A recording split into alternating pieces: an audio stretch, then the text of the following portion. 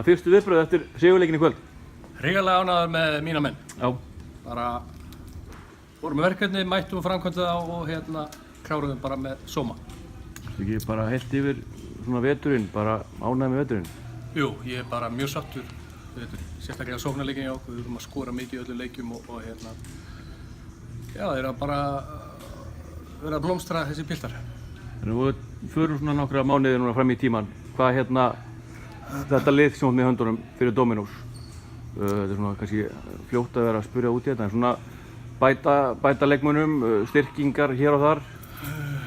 Já, ég meina það er verið að breyta reglunum með erlenda leikmenn alltaf og maður veit í raun og veru ekki neitt sko.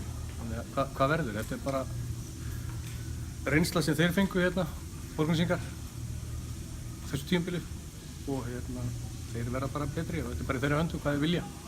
Þetta aðra grúi af Borgnesingum í þessu liði ég heldur að náðu að halda þeim svona líka í Borgarnesinu?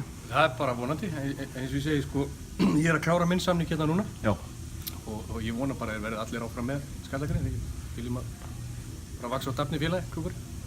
Annars er bara hringt í Tomalovski og þessa kalla? Ef ekki inn í Tomalovski, setur bara pítsusneið í vasan og sáttur.